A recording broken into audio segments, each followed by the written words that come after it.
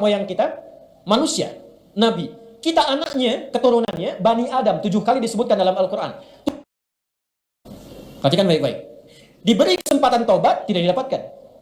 Adam, bapak moyang kita, manusia, nabi. Kita anaknya, keturunannya, Bani Adam. 7 kali disebutkan dalam Al-Quran. 7 ini menggambarkan 7 hari kehidupan kita selama sepekan. Disebut Bani Adam. Makanya kalau kita ingin mengatur kegiatan sebagai manusia selama 7 hari, keluarkan kata-kata Bani Adam dalam Al-Quran. Petakan. Lalu dibuat landscape kehidupan. Adam pernah salah. Ya, kita bertanya, kenapa Adam kan nabi? Kok bisa diizinkan salah? Untuk diajarkan kalimat taubat kepada anak cucunya yang bukan nabi dan rasul. Mudah bagi Allah mengatakan, Adam jangan dimakan ya. Aku kan ingatkan kemarin itu godaan setan aja. Tapi kenapa diizinkan lewat istrinya, kemudian termakan itu oleh keduanya? Untuk menunjukkan nanti salah taubat bagi anak cucunya yang bukan nabi dan rasul yang tidak terjamin dengan sifat maksum. Itulah sebabnya Al-Baqarah ayat 37.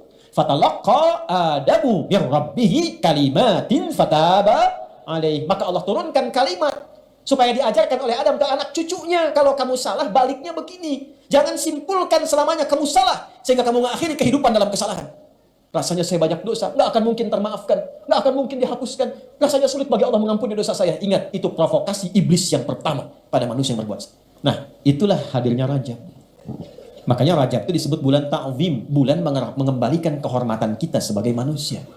Bulan untuk mengevaluasi diri, mengembalikan kehormatan kita di hadapan Allah. Jadi ini bulan terhormat. Rajab tuh, bulan ta'zim, bulan terhormat. Inilah Islam yang lurus, kata Allah. Jadi kalau pengen lurus, kerjakan ketentuan dalam Islam dengan benar. Balikin lagi, bagaimana fungsi Rajab itu yang masuk dalam bulan Hurum? Fungsi pertamanya, fala tazlimu fihinna anfusakum. Kalau masuk bulan-bulan Hurum yang 4, Dzulqa'dah, Dzulhijjah, Al-Muharram plus Rajab ini sekarang kita di dalamnya, amalan pertamanya fala tazlimu. Bismillahirrahmanirrahim. Inna iddatash syuhuri 'indallahi 12 syahran fi kitabillah. Yauma khalaqas samawati wal ard. Minha arba'atun hurum. Dzalika ad-dinul qayyim. Fala tazlimu fihinna anfusakum. Saya stop sampai di sini untuk menyesuaikan dengan durasi waktu pertemuan kita malam hari ini. Inna, sekarang kita ngaji dengan gramatikal bahasa Arabnya supaya agak dalam. Ingat, cinta pada manusia begitu dalam. Kenapa cinta pada Allah begitu dangkal? Jadi cintai Allah dengan seutuhnya, maka Allah akan dalam memperhatikan kita dengan sedalam-dalamnya. Itu poinnya. Saya bikin status. Inna harfu nasbin wa tawkidin tansibul isma wa tarfa'ul khabara mabniyun 'alal fathi la mahalla lahu minal i'rab. Inna harfu nasbin wa tawkid, huruf penguat yang menancap pada kolbu yang paling dalam. Harakatnya nasab. Nasab itu tancap yang dalam asalnya, tandanya fathah nanti. Orang Arab tuh berkata, ya sebentar, ada klakson. Pemirsa ada klakson di luar ya, mungkin tidak kedengaran sampai ke sana. Nasabar rajulu asahu fil ard. Seorang menancapkan tongkatnya di tanah sehingga saking kuatnya nggak goyang. Itu nasabah. Kalau ada ayat Al-Quran dibuka dengan inna, artinya tancapkan informasi ini dalam jiwamu yang paling dalam dan jangan pernah goyah. Saking pentingnya bulan Rajab ini, yang termasuk dalam 1 di antara 4 bulan Hurum, dibuka dengan kata inna, seakan Allah ingin mengatakan, hei, tancapkan informasi tentang ini dalam jiwamu yang paling dalam, jangan pernah goyah. Tansibul isma wa tarfa'ul khabara mabniyun 'alal fathi la mahalla lahu minal i'rabi. Ini akan memberikan nasab pada isim. Isim itu kata, benda. Nama kita disebut isim. Masmuka, siapa namamu? Dari kata sumu, artinya tinggi. Kenapa kita diberi nama dengan isim? Untuk ditinggikan. Karena itu kalau diberi nama, kasih nama yang meninggikan martabat kita. Orang tua kalau mau ngasih nama, kasih yang meninggikan martabat. Ada beberapa sahabat yang namanya diganti oleh Nabi karena menurunkan martabat. Yang kedua, ada yang mirip-mirip setan namanya. Betul, nanti lain waktu kalau kita ketemu lagi, kita ngaji fikih setan. Ya, apalagi makin malam makin asik tuh ngaji itu. Belum pernah dibahas kan fikih setan? Ya. Malaikat ada berapa? Yang tahu kan 10 kan? Ya, tahu 10. Setan ada berapa? Malaikat itu jumlahnya di Quran disebutkan 88 kali. Bukan jumlah malaikatnya. Jumlah katanya 88 kali. Setan disebutkan 88 kali. Dari sekian banyak malaikat yang bertugas efektif ya mensupport kita itu 10 nanti. Yang kita kenal. Setan itu dari sekian banyak, ada yang provokasi kita itu 9 jenis setan. Dari setan rumah, setan kantor, setan pasar, sampai setan masjid. DKM, jangan salah. Di masjid ada setannya. Jangan salah. Tugasnya 2. Tugas pokok yang pertamanya menggoda DKM masjid. Betul, bukan jamaah dulu, DKM dulu. Jamaah satu digoda, nggak datang, yang lain datang. Tapi kalau DKM digoda, pecah kondisinya, malas orang datang. Kenapa nggak ke sana? Malas lah, masjidnya aja istiqomah, DKM-nya enggak. Contoh. Nah, kedua, baru kalau dia kompak, baru digoda ke jamaahnya. Yang digoda pertama kali dalam sholatnya. Digoda. Nah, tadi kan waktu belum sholat biasa kan, fokus. Begitu mulai bertakbir, kata Nabi di Abu Daud di kalimatnya, fayaqulu syaitanu, maka setan yang bertugas menggoda orang sholat mulai berdinas. Berkata dia, uzkur kadza, ingat ini. Maka saat mulai takbir, kita bisa tiba-tiba ingat yang tidak ingin kita ingat. Anda waktu takbir tadi Isya itu, ceramah saya yang ba'da maghrib itu muncul lagi. Padahal Anda nggak pengen ingat itu sebelumnya. Ya. Allahu Akbar. Begitu Anda fokus, langsung jatuhkan tuduhan pada imam. Nah, imam tiba-tiba ingat ya. Benar kan? Ada wajahnya itu. Misal contoh ya.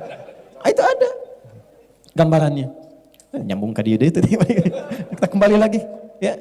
Jadi begitu kita kembalikan kata Allah, inna, tancapkan dalam hatimu yang dalam, jangan ragu. Ism sumu, nama ditinggikan. Nabi mengganti beberapa nama sahabat yang sekiranya tidak meningkatkan martabat. Makanya kalau mau kasih nama, kasih yang membuat diri kita itu bermartabat sesuai dengan harapan hidup kita. Saya pengen punya anak saya itu pengen akhlaknya baik, terpuji, paham ilmu agama, paham dekat dengan Quran, kasih nama Muhammad Faqihul Quran. Bikin namanya, sehingga enak dipanggilnya. Ya. Wah, ini kasih nama Nobita, ini Suneo, ini macam-macam. Ya nggak salah, ya. Cuma poinnya tidak naik. Nah, inna, balikan ke ayat tadi. Tancapkan informasi ini yang dalam pada dirimu, jika engkau mengamalkannya, aku angkat derajatmu. Itu maksudnya. Wa tarfa'ul khabar, dan meninggikan martabat. Informasi ini begitu tinggi, engkau ikuti, aku naikkan derajatmu. Itu inna. Kalau kita ngaji kayak gini, begitu menemukan kata inna dibacakan, fokus kita. Karena ayat ini datang bukan sekedar memberikan doktrin, ayat ini datang untuk meninggikan derajat kita. Sama kayak dengar azan.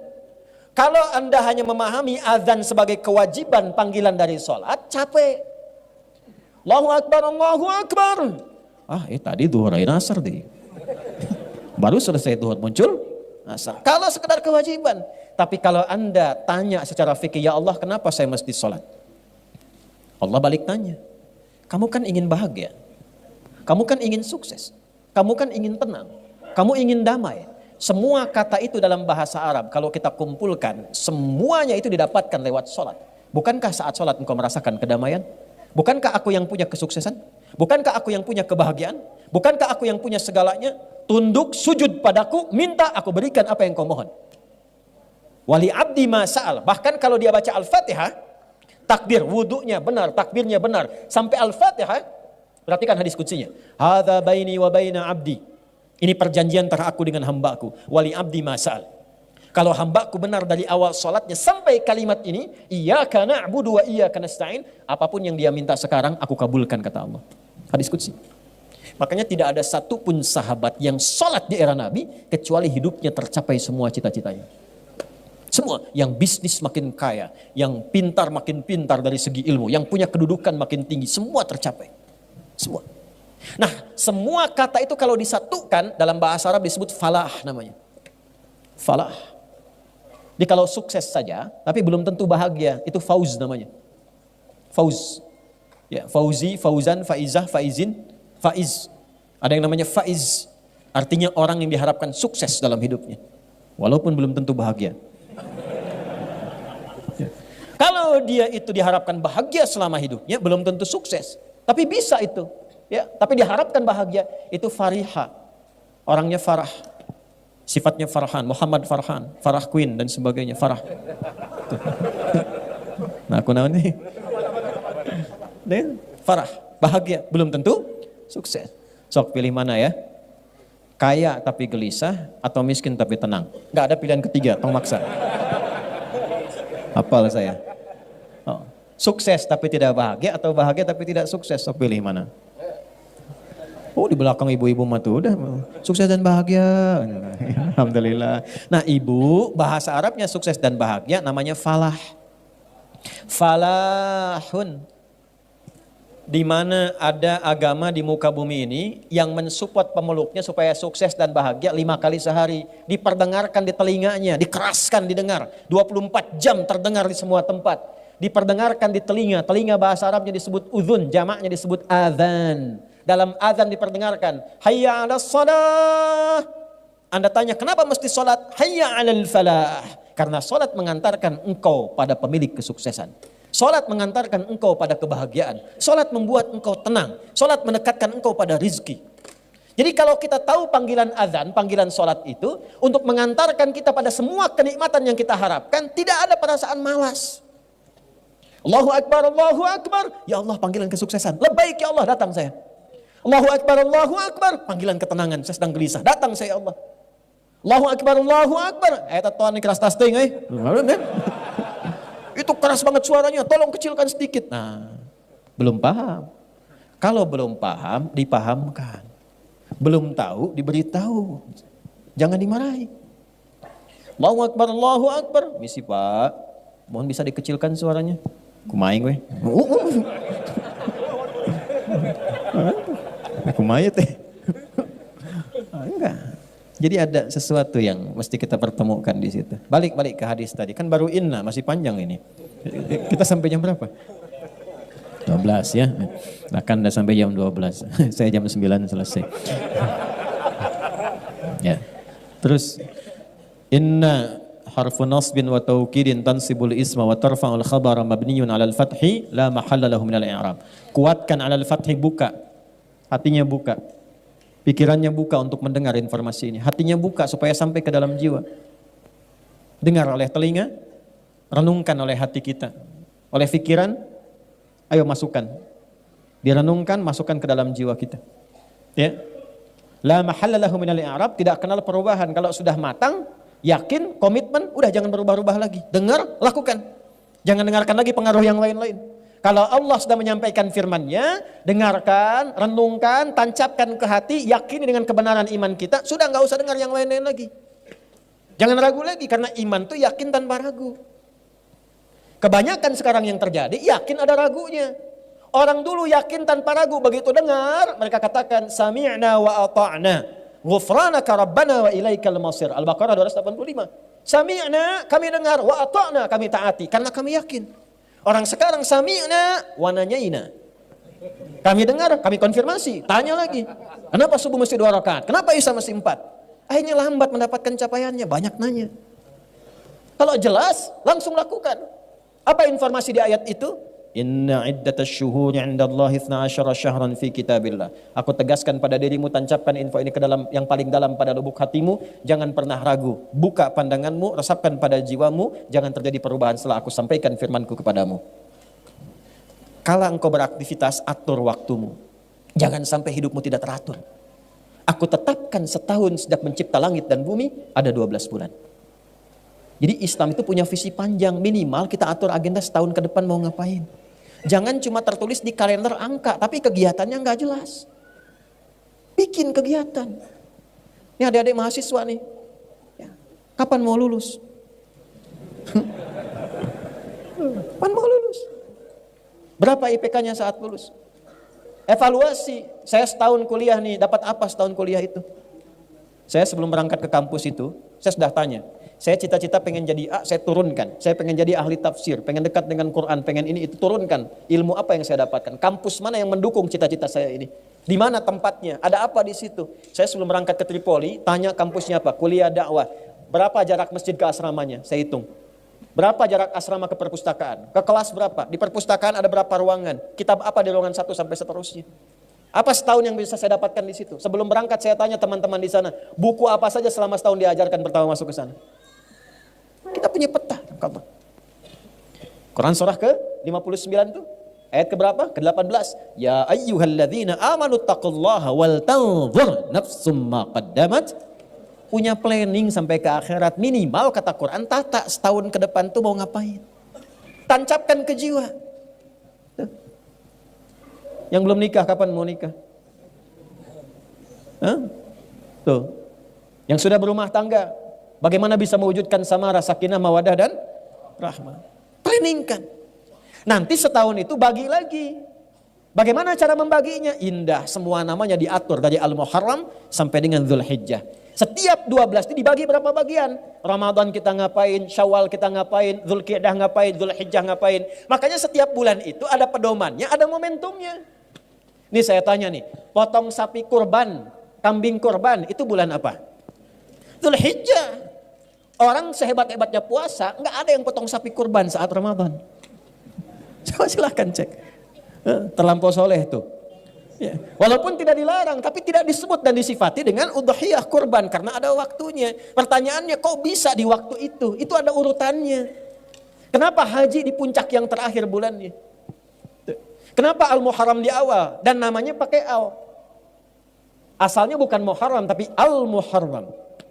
Kalau Muharram itu yang dilarangnya, wujud perbuatannya.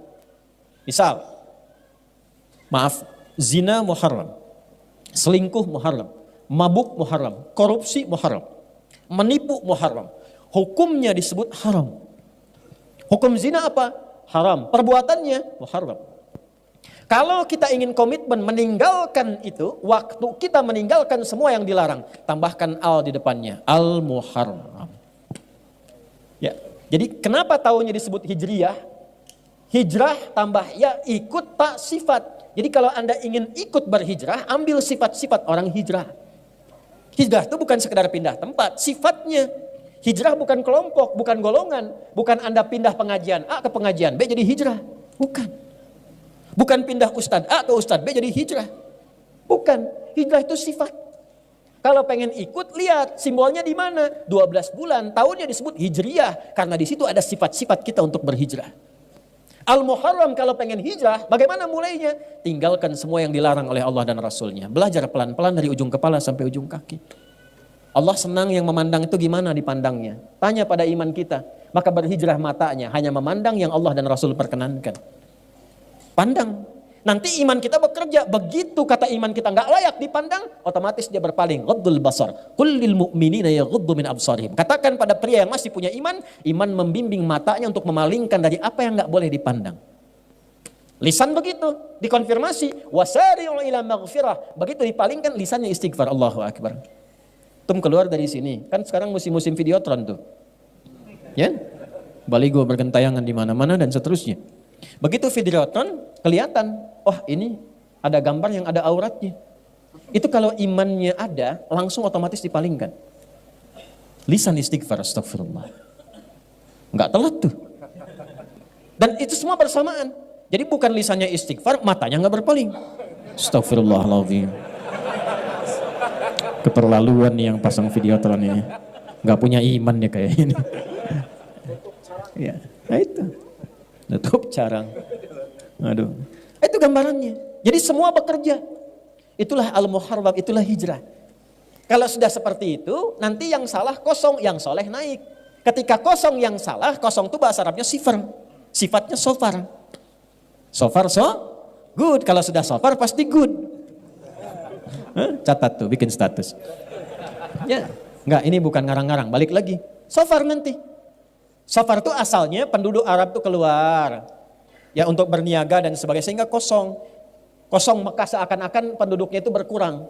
Diambil di era Islam, ditransformasikan, dirubah maknanya sesuai dengan nilai syariat. Pertahankan namanya Safar, tapi ada kaitan dengan Al-Muharram. Begitu salahnya kosong, tumbuhlah yang soleh. Tumbuh itu namanya Rabiul Awal, tumbuh sifat-sifat baiknya.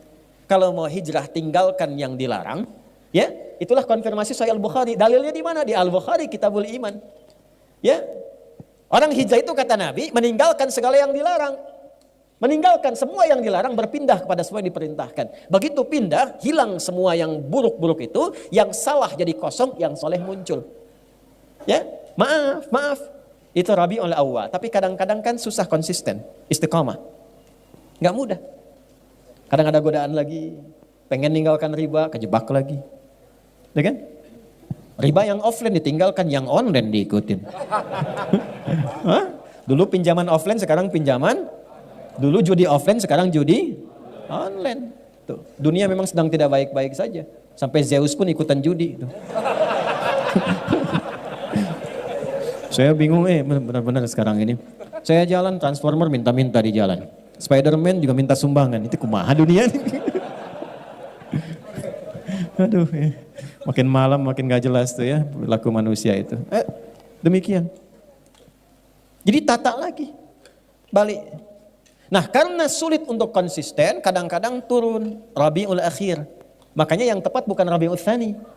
Rabiul Awal, Rabiul Akhir. Kalau Tsani nanti ada Salis, ada Rabi dan sebagainya, secara bahasa. Kadang-kadang menata amalan itu yang saleh tidak mudah. Kadang-kadang ada yang berakhir, salah lagi. Ya, makanya untuk konsisten itu istiqamah kan 9 langkahnya. Ya. Konsis 1, konsis 2, konsis 3, konsis 4 sampai konsis.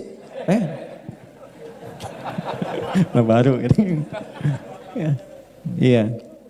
Paham ya? Itu urutan. Makanya apa yang terjadi? Begitu kemudian turun, datang lagi salah, maka muncullah bulan yang kelima, Jumada. Asalnya bukan Jumadi. Kalau Jumadi itu asalnya orangnya, sifat orang. Jumada itu musim kering, dulu gugur, musim gugur. Gugur. Ya. Jadi orang-orang itu kalau kembali lagi salah, maaf, nanti gugur lagi yang soleh-solehnya tadi. Makanya kalau susah, malas tahajud, malas sholat, malas baca Quran, cek. Quran itu amal soleh bukan? Sholat amal soleh bukan? Kalau amal soleh sulit dilakukan, berarti ada yang salah yang masuk. Gampangnya begitu. Ketika seseorang salah, maka yang soleh gugur. Maka disifati dengan Jumada. Kering amal solehnya. Ya, Jumadal ula. Tapi jangan putus asa sampai situ. Karena kesalahan pun adalah sifat dasar manusia karena punya nafsu dalam dirinya. Tapi bedanya dengan setan, manusia punya takwa. Lihat bedanya. Manusia punya sifat takwa dan nafsu. Malaikat cuma takwa saja, tidak punya nafsu. Makanya wajar malaikat itu sempurna, perfect kemuliaannya. Ya nggak pernah salah. Malaikat tuh nggak kenal salah. Quran surah 66 ayat yang ke-6. La ya'sunallaha ma amarohum wa yaf'aluna ma yu'marun. Malaikat gak kenal maksiat. La ya'sunallah. Gak ada maksiat. Ya, pernah dengar malaikat Jibril korupsi ayat? Gak ada. Ya, wa yaf'aluna ma yu'marun, dan bekerja sesuai tupoksi. Malaikat itu kawan, teman-teman, itu ada yang kerjanya cuma tasbih, subhanallah, subhanallah. Gak pernah terucap alhamdulillah, tasbih aja. Ada yang tahmid aja, alhamdulillah, alhamdulillah. Terus dari kita belum ada sampai pulang kepada Allah, itu aja. Wa nahnu nusabbihu bihamdika wa nuqaddisu lak. Al-Baqarah ayat 30. Ada yang kerjanya sujud aja, enggak bangun-bangun. Insyaallah kalau Allah berkenan-berkehendak kita masuk surga, ya. Nanti diperlihatkan tuh malaikat sujud enggak bangun-bangun. Antum datang mau tanya, enggak capek tuh. Ini tetap aja begitu. Sujud aja. Ya. Begitu aja malaikat. Jadi kalau malaikat hebat, enggak usah dipuji, memang bakatnya begitu. Dan enggak ada tukeran kerja. Jibril itu sengambek-ngambeknya, sejengkel-jengkelnya misalnya sama Firaun, tetap yang nyabut nyawanya Israel. Tetap nggak ada tukeran kerja. Ya, Jibril ka dia kunaon? Eta teh ngarakeun bosan Firaun maneh we nyabut lain. Liar orang Firaun cenah dikirim 2 nabi teh Islam nih. Aya Musa hese keneh, aya Harun hese keneh. Daihat ya. Daihat kan hese paeh, ya kan? Daihat 1, daihat 2 can paeh keneh, daihat 3 teu paeh-paeh, daihat 4 ira paehna. Itu Sunda mah unik gitu ya. Sunda itu unik. Jadi memang di kita itu ada beberapa suku bahasa yang menarik ketika diucapkan dengan daerahnya. Ya. Dan di antara Sunda yang paling unik soreang tuh. Ya. Oh, soreang mah kalau ke Jakarta itu Sundanya luar biasa. Wah. Kamu sih enak begitu. Oh, palebah orang begini. Oh, palebah orang. Ternyata soreang. kamu enak begitu, pala bahurang begini kan, pala bahurang tuh. Maaf ya yang bukan Sunda itu ada apa? Kadang-kadang keunikan tersendiri. Yuk balik lagi. Balik. Jadi kalau orang sudah berada di level salah pun, jangan menyimpulkan bahwa tervonis dengan kesalahan. Awas, hati-hati. Dan kalaupun di level soleh, jangan menyimpulkan abadi akan soleh. Karena yang punya sifat baik itu tetap malaikat, gak pernah salah. Sepanjang kita manusia, pasti salah. Pasti ada salahnya. Bedanya apa? Malaikat itu takwa saja, kita takwa dan nafsu. Jadi pasti ada potensi salah. Ini kalau sifat ini dibawa ke hubungan suami istri di rumah tangga, dan diposisikan dengan benar, itu insya Allah jalannya itu akan baik. Ketenangan, sakinah itu cepat diraihnya. Makanya bahasa Quran di Quran surah keempat ayat 19, kalau pasanganmu berbuat salah, jangan marah dulu. Ya, karena aku titipkan engkau dengan pasanganmu, memang kekuranganmu itu akan dilengkapi oleh pasanganmu. Engkau punya kekurangan. Tidak ada yang sempurna. Itu poinnya. Jadi kalau kita, saya, Anda berbuat salah, jangan disimpulkan bahwa kesalahan itu abadi. Itulah sifat setan. Makanya setan ketika diberikan jalan taubat, dia tidak mengambil. Setan itu ketika salah, diberikan jalan taubat. Ini dahsyatnya setan ini begini ya. Saya tunjukkan gambaran ini. Waktu pertama Adam dicipta, unggul kan? Al-Baqarah ayat 34, diperintahkan semua makhluk, malaikat dan jin sujud. Malaikat sujud, ini iblis tidak. Ya, iblis itu dari kalangan jin. Quran surah ke-18 ayat 50. Kana minal jinni fa fasaqa an amri rabbi. Singkatnya, diberi konfirmasi oleh Allah untuk tobat. Al-A'raf ayat 12. Ma mana'aka alla tasjuda idz amartuk. Hei iblis, kenapa engkau tidak mau sujud ketika aku perintahkan? Bukan sujudnya, tapi ini perintah aku. Awas, hati-hati memahami ayat. Jangan sampai pertanyaannya begini, emang Allah nggak tahu iblis itu kenapa nggak mau sujud? Bukan. Allah maha tahu dengan keadaannya, tapi ingin mengkonfirmasi dengan lisannya langsung sehingga terdengar oleh semua makhluk yang lain. Dan tidak punya kesempatan ngeles dia. Jelas? Kadang-kadang hakim penyidik kan tahu perbuatannya. Cuman ditanya supaya konfirmasi di lisannya. Maka dia membantah, ana khairum minhu, saya lebih hebat dibandingkan dengan Adam. Khalaqtani min narin wa khalaqtahu min tin. Kau ciptakan aku dari api, kau ciptakan dia dari tanah. Tidak level, yang api harus sujud kepada yang tanah. Diusir dari kenyamanan. Perhatikan baik-baik. Diberi kesempatan taubat, tidak didapatkan. Adam, bapak moyang kita, manusia, nabi. Kita anaknya, keturunannya, Bani Adam, 7 kali disebutkan dalam Al-Quran. 7 ini menggambarkan 7 hari kehidupan kita selama sepekan. Disebut Bani Adam. Makanya kalau kita ingin mengatur kegiatan sebagai manusia selama 7 hari, keluarkan kata-kata Bani Adam dalam Al-Quran. Petakan. Lalu dibuat landscape kehidupan. Adam pernah salah. Ya, kita bertanya, kenapa Adam kan nabi? Kok bisa diizinkan salah? Untuk diajarkan kalimat taubat kepada anak cucunya yang bukan nabi dan rasul. Mudah bagi Allah mengatakan, Dam jangan dimakan ya. Aku kan ingatkan kemarin tuh godaan setan aja. Tapi kenapa diizinkan lewat istrinya, kemudian termakan itu oleh keduanya? Untuk menunjukkan risalah taubat bagi anak cucunya yang bukan nabi dan rasul yang tidak terjamin dengan sifat maksum. Itulah sebabnya Al-Baqarah ayat 37. Fatalaqqa Adamu mir rabbih kalimatin fataba alaih. Maka Allah turunkan kalimat supaya diajarkan oleh Adam ke anak cucunya. Kalau kamu salah, baliknya begini. Jangan simpulkan selamanya kamu salah sehingga kamu mengakhiri kehidupan dalam kesalahan. Rasanya saya banyak dosa, nggak akan mungkin termaafkan, nggak akan mungkin dihapuskan. Rasanya sulit bagi Allah mengampuni dosa saya. Ingat, itu provokasi iblis yang pertama pada manusia yang berbuat salah. Jadi kalau ada orang menyimpulkan saya salahnya banyak, tak mungkin jadi baik, itu bisikan iblis yang pertama yang pernah dia dapatkan saat terusir dari rahmat Allah Subhanahu wa taala. Kita beda. Ada kisah di Nabi Musa. Nabi Musa itu gelarnya Kalimullah, yang diajak dialog oleh Allah. Iblis tahu dekat dengan Allah, datang ke Musa. Ini kisah riwayatnya valid untuk memberikan contoh pada kita. Ya, betapa iblis istiqomah dalam kesalahannya. Ya. Musa, tolong mohonkan kepada Allah taubat untukku. Musa minta, ya Allah, aku bermohon kepadamu, iblis ingin taubat kepadamu, setan ingin taubat. Kata Allah, sampaikan kepadanya. Mudah bagi Allah untuk menyampaikan, tapi ingin mengajarkan kepada kita, kadang-kadang kalau orang banyak salahnya itu pengen cari wasilah untuk minta maaf. Ya, sama teman banyak utang, banyak salah. Mau nemuin malu, maka cari teman lain kan untuk berkomunikasi. Itu sifat dasar. Maka Allah sampaikan ke Musa, sampaikan kepada iblis, tobatnya akan aku terima kalau dia mau sujud ke kuburannya Adam. Untuk mengembalikan ke awal. Hormati itu sebagai perintah Allah. Bukan karena Adamnya, karena perintah Allah di awal, balikin lagi. Begitu disampaikan apa kata iblis? Musa, apa enggak berpikir kamu? Saat Adam hidup saja aku enggak mau sujud, apalagi Adam sudah dikubur. Iblis konsisten dengan keiblisannya. Jadi satu-satunya makhluk yang tidak kenal benar itu cuma iblis, setan. Satu-satunya makhluk yang tidak kenal salah cuma malaikat. Makanya malaikat disebutkan 88 kali di Quran, support kebaikan kesolehan, iblis 88 kali, setan maksudnya 88 kali. Ya, dia provokasi keburukan. Jadi sama dalam diri kita itu kalau bukan kebaikan, muncul keburukan. Allahu Akbar, Allahu Akbar. Sudah adzan ya Allah. La ilaha illallah. Baru adzan, belum qomat. Pernah ada suasana itu? Itu.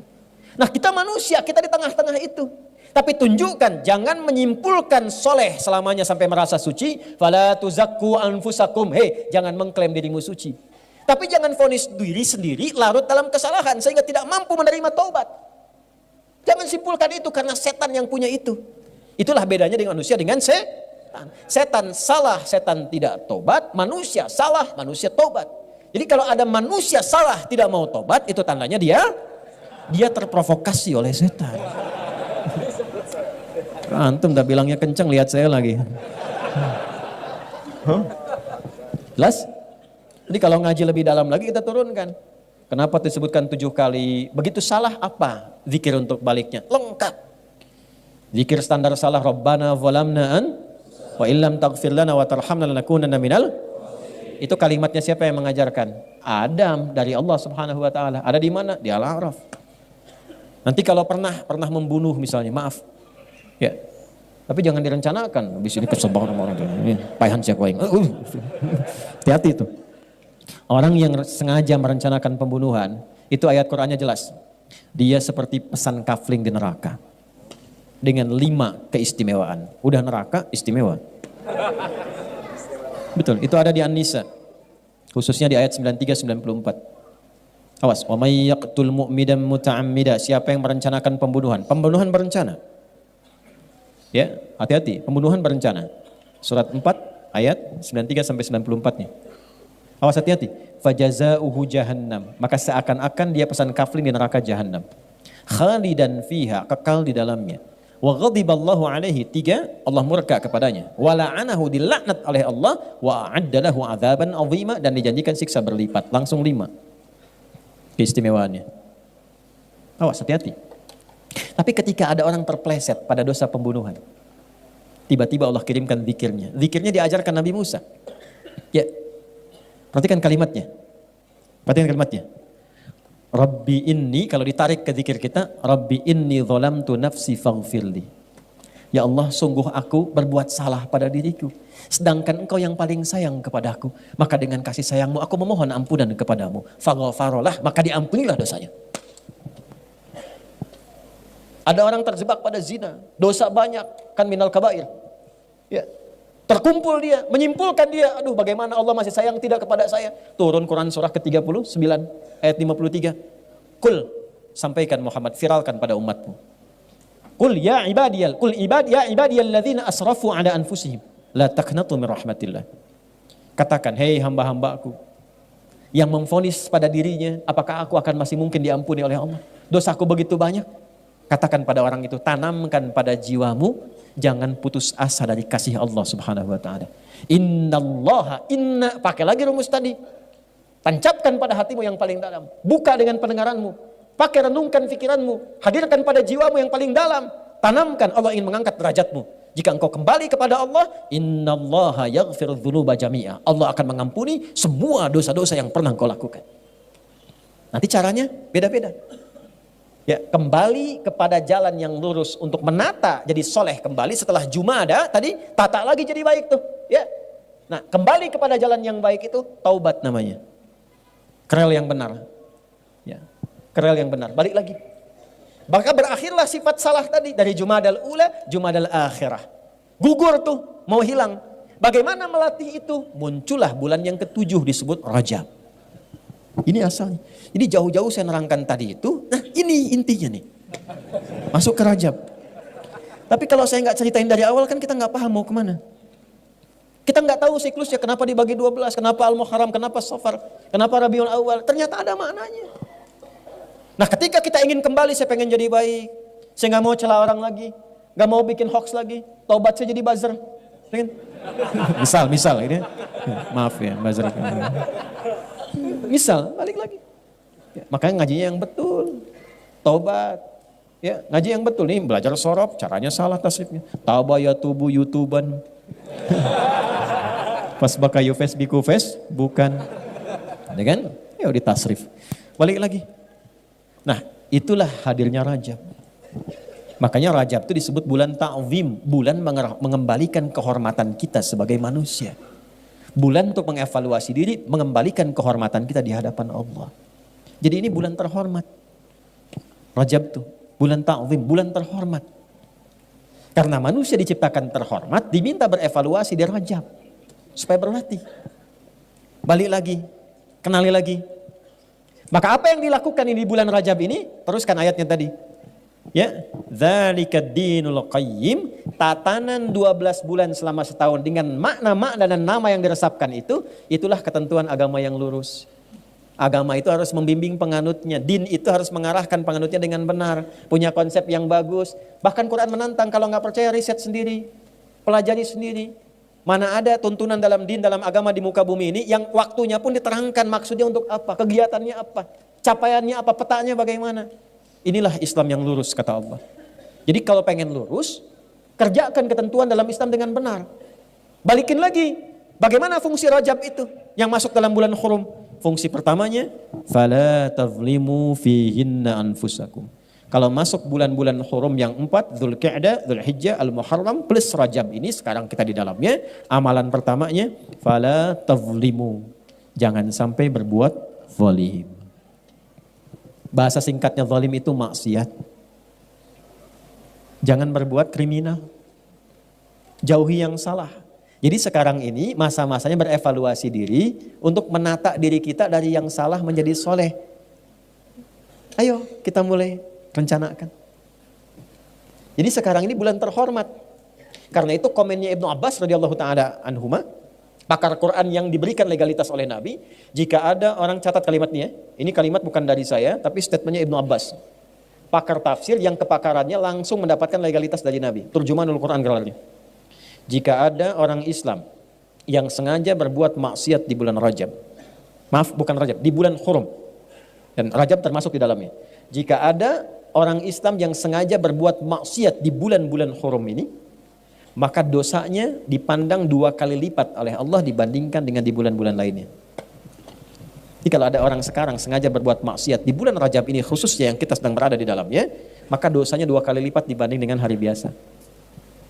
Kenapa? Karena ini bulan terlarang untuk maksiat, lalu orang sengaja berbuat maksiat. Anda pimpinan di kantor, Anda katakan, hari ini spesifik, semua saya berikan satu larangan ya. Semua karyawan baik laki-laki perempuan, karyawan-karyawati hari ini dilarang merokok semua. Ya. Tiba-tiba Anda temukan satu karyawan yang merokok. Dia melanggar itu, sengaja. Begitu ditetapkan dan dia sengaja melakukan itu. Kira-kira sebagai pimpinan responnya bagaimana? Oke. Nah, itulah dengan logika yang sama Ibnu Abbas menyimpulkan Allah membuat waktu evaluasi sehingga mencas kita kembali, mengembalikan kepada mode yang soleh, yang seutuhnya.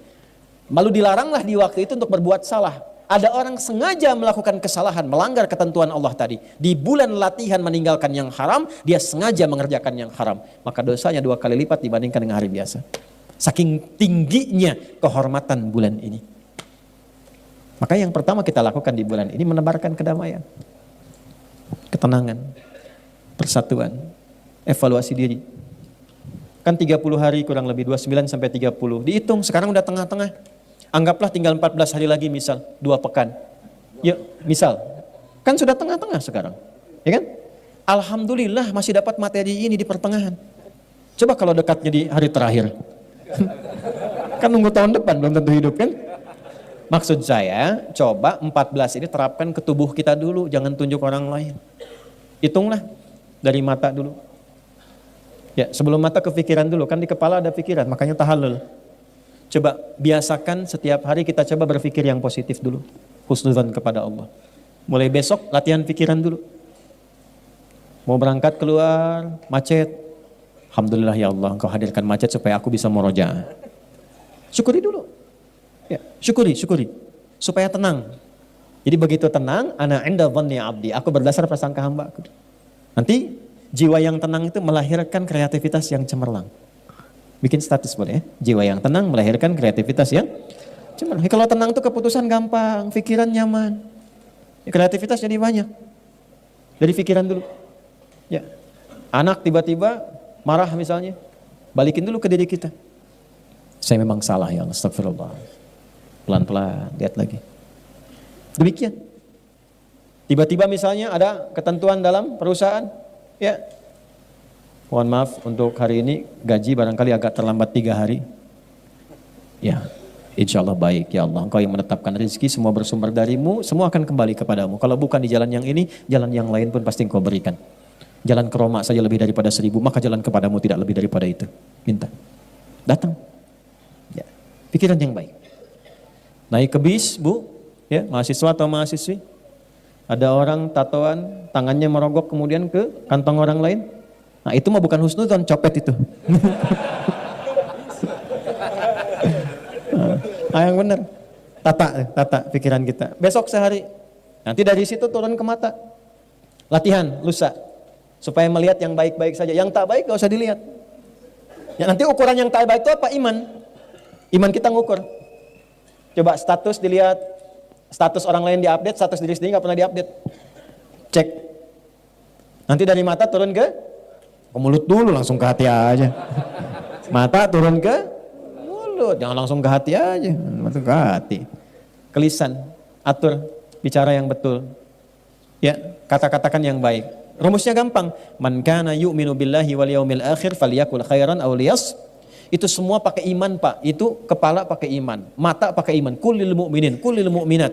An-Nur ayat 30 sampai 31. Begitu turun ke lisan pakai iman lagi. Ya ayyuhalladzina amanu. Quran surah 49 ayat 11 sampai dengan 12. La yakhaqum min qaum. Latihan jangan mencela. Jangan mencela. Mau pakai lisan, mau pakai tangan. Karena tangan itu konfirmasi lisan di era sekarang. Lisannya diam tapi statusnya tajam. Ya. Makanya wudu itu kan, wudu saat basuh tangan itu kan dari jari ke siku. Ya, ilal marafiqi wamsahu bi ru'usikum kemudian wa arjulakum. Tapi sebelum itu apa? Wa aydiyakum ilal marafiq, tangan sampai siku. Ayatnya tidak mengatakan siku ke tangan. Walaupun sah saja begini wudunya sah. Tapi yang terbaik dari tangan ke sini. Karena di wudu itu ada risalah taubat. Habis wudu doa kita itu asyhadu an la ilaha wa asyhadu anna muhammadan Allahumma ja'alni minat. Ya Allah, jadikan aku orang tobat. Apa hubungan wudu dengan tobat? Karena saat wudu itu kita bertobat dari perbuatan-perbuatan anggota tubuh kita yang sering digunakan. Makanya yang dibasuh, yang diusap, itu bagian tubuh yang dipakai interaksi. Kenapa tangan itu rahasianya sampai ke siku, dari jemari ke siku begini. Ambil airnya, tuangkan, basuh ke sini. Begini pun sah. Tapi kalau mau ingin meresapi, dari sini ke sini. Kenapa? Karena yang sering digunakan berbuat maksiat yang ini. Antum kalau pasang status kan pakai ini, bukan pakai ini. Ya kan? Ini ada doanya. Ya, makanya kalau ingin nanti di akhir saya tutup dengan itu tuh. Ya, dari kepala kemudian ini sampai ke lisan. Man kana, konfirmasi dari Nabi. Man kana yu'minu billahi wal yaumil akhir. Siapa yang masih merasa iman, iman kita dipertaruhkan. Siapa yang masih merasa iman pada Allah, artinya yang melanggar ini imannya dipertanyakan kepada Allah. Wal yaumil akhir, dan dengan imannya dihisab di hari kiamat, falyakul khairan aw liyasmut. Maka coba berlatih lisannya berkata yang baik. Tak mampu diam. Ya, hari keberapa tuh? Ketiga latihan lisan. Kata yang baik. Damang, alhamdulillah. Badai ke mana? Ke Payun. Yang tenang. Begitu mau marah, tahan. Yang baik aja. Nanti begitulah sampai dengan ke kaki.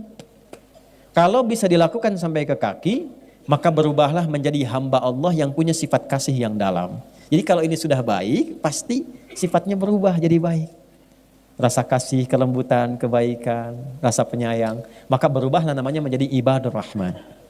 Wa ibadur rahmanil ladzina yamshuna 'alal ardi hauna wa idza khatabahumul jahiluna qalu salama. Ibadur rahman itu jalannya baik.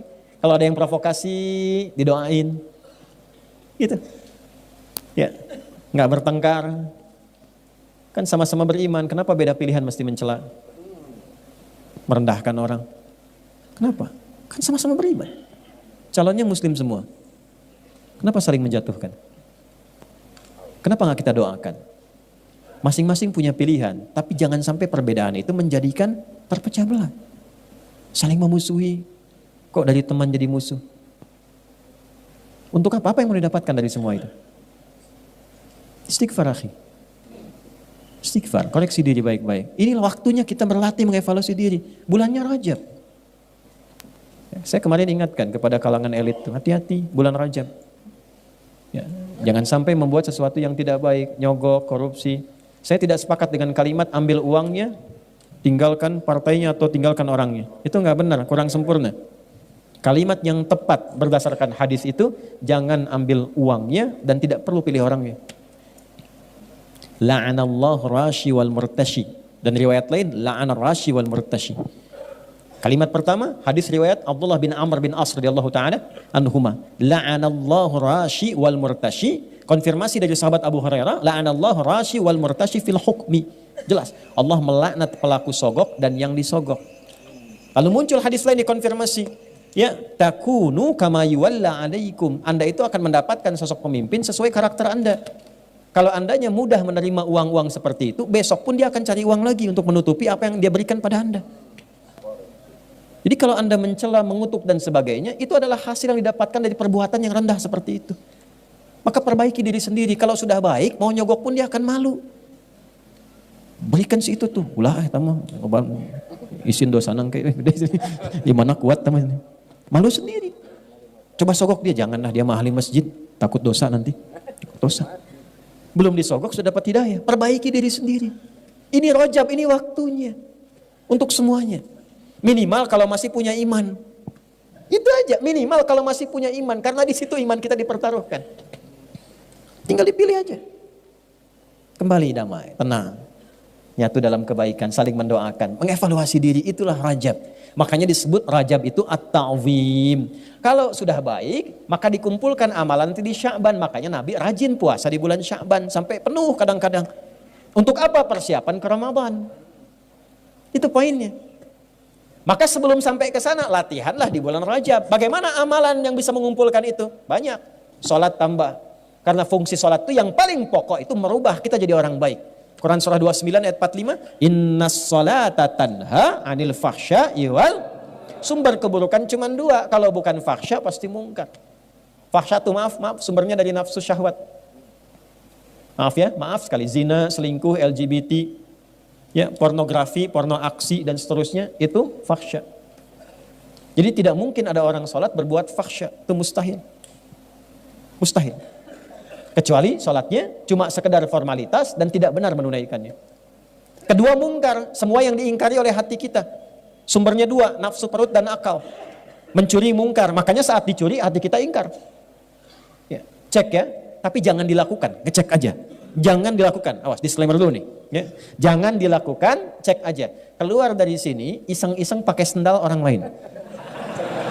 Ya. Bukan diteruskan, bukan. Ya. Ini untuk ngecek iman aja, ngecek iman, ngecek fitrah.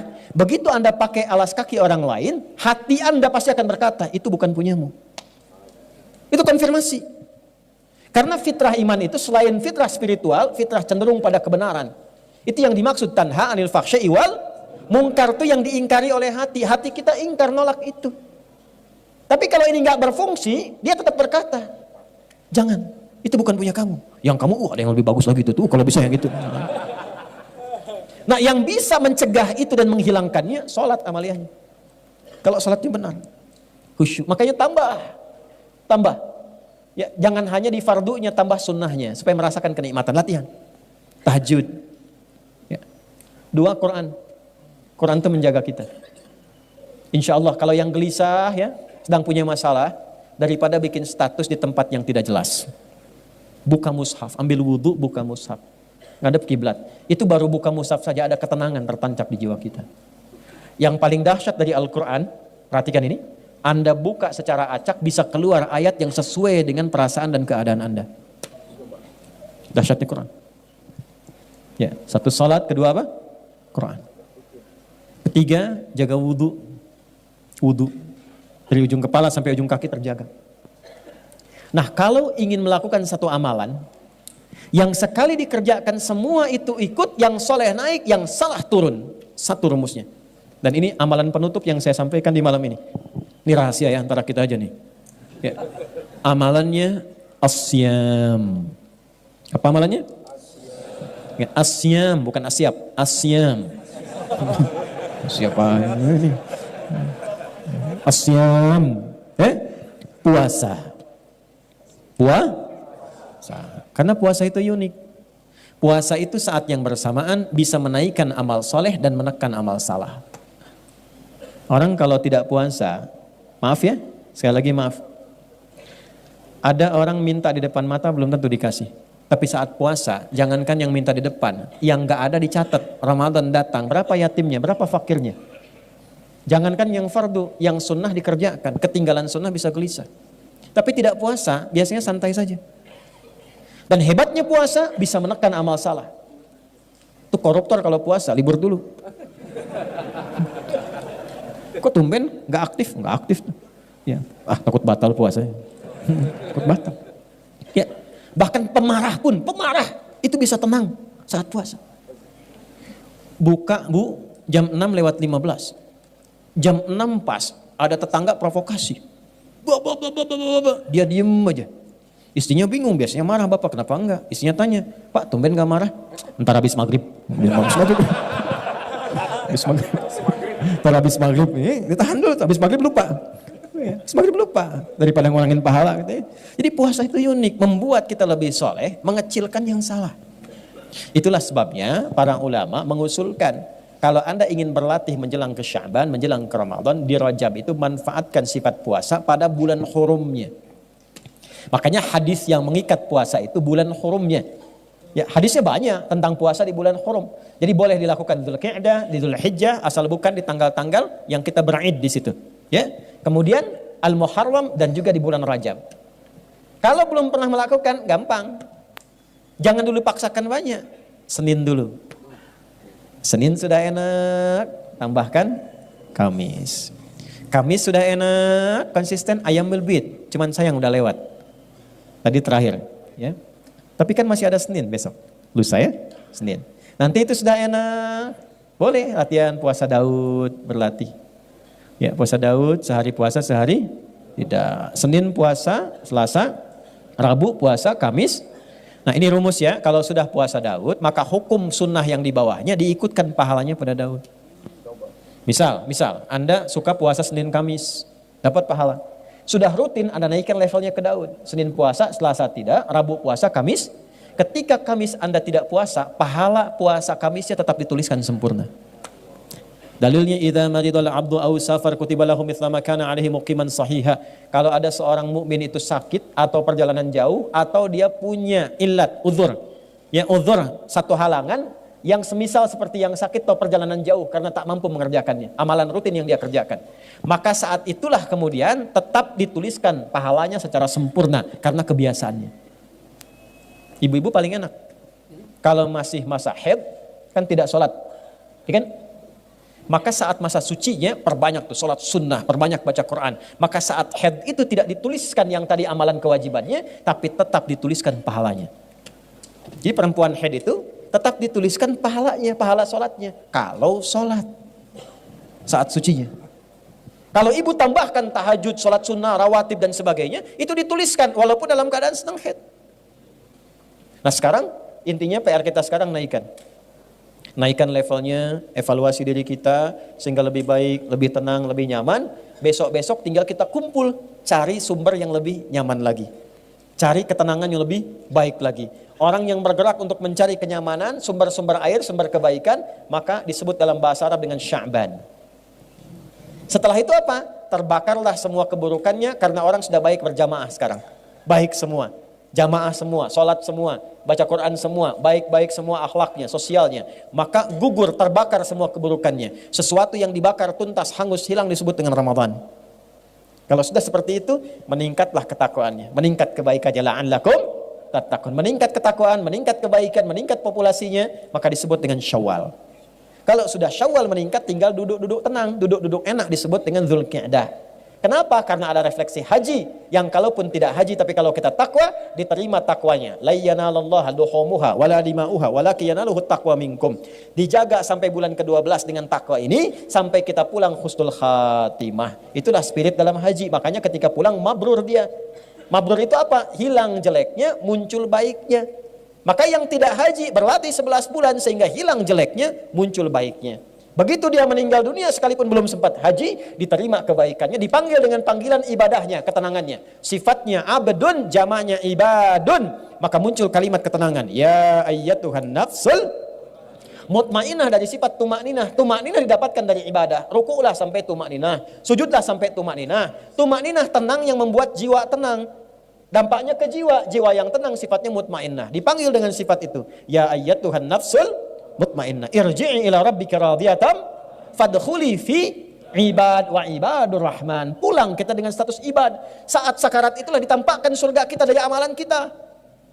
Kenapa orang itu pulangnya tenang? Karena dia melihat surganya. Dari mana konfirmasinya? Sayyidah Asiyah, istrinya Fir'aun, ditempatkan dalam satu surat yang sangat luar biasa. Begitu akan dihukum, akan disiksa dengan siksaan yang luar biasa dahsyat, dia bermohon kepada Allah, Rabbibnili indaka baitan fil jannah. Ya Allah, mohon tunjukkan kuasamu padaku dengan menunjukkan janjimu, bangunkan istana untukku di surga sesuai dengan janjimu. Wa najjini min fir'aun wa amalih, dan selamatkan aku dari siksaan Fir'aun ini dan perbuatan-perbuatannya. Maka apa yang terjadi? Ditampakkan surganya, senyum beliau, dalam senyumnya diwafatkan oleh Allah sebelum disiksa oleh Fir'aun. Maka ketika senyum komen Fir'aun, ini komennya langsung dislike aja nggak apa-apa. Ya. Dia komen, perempuan bla bla bla, jelek sekali jadi tidak saya sebutkan, mau disiksa kok masih senyum. Dia tidak tahu Allah menampakkan apa yang tidak kasat mata baginya. Maka ditampakkan surganya, diwafatkan sebelum mendapatkan kejaman Firaun itu. Jasadnya pulang kepada Allah ya dengan sempurna, dengan penuh dengan kesenyuman. Sekarang Allah sudah tampakkan bukan cuma cerita dan kisah. Anda bisa lihat di YouTube orang meninggal dalam keadaan sujud. Anda bisa lihat di YouTube orang meninggal sedang baca Al-Quran. Anda lihat di YouTube orang meninggal sedang ceramah. Ketika mereka meninggal dalam keadaan baik, masihkah Anda ingin melakukan maksiat? Dan terbayangkah mungkin Anda wafat dalam pekerjaan itu? Elit-elit terbayang kalau sedang nyogok meninggal? Anda terbayang ketika meninggal sogokan meninggal? Ketika mengumpat meninggal? Ketika mencela meninggal? Mau meninggal seperti itu? Maka kembalilah, Rajab mengajarkan kita untuk berevaluasi diri. Itulah peran pentingnya Rajab. Berusaha kita semaksimal mungkin merubah diri di bulan ini. Saya ajarkan satu doa yang paling efektif insya Allah, yang ringan, padat, tapi membuat kita cepat berubah jadi baik. Tolong catat ini dengan baik ya. Bismillahirrahmanirrahim. Allahumma paksain. Ayo rekam. Rekam ya, tulis. Ayo. Allahumma paksain. Paksa berubah. Kalau nggak memaksa diri susah. Paksa. Bukankah saat kita mau berdiri kita memaksa diri? Bukankah saat mau makan nasi kita memaksa diri? Ya. Kenapa ketika kita ingin berubah menjadi lebih baik tidak memaksa diri kita? Allahumma paksain. Ya. Ayat tahu kedua cekap itu. Memaksakan. Itu. Ya. Wirid memaksain. Allah memaksain. Jelas? Nah, kurang lebih itu materi yang bisa kita gali. Jangan banyak-banyak. Yang penting kita mengerti apa tujuannya, substansinya apa. Yang penting prakteknya. Itu poin yang paling besarnya.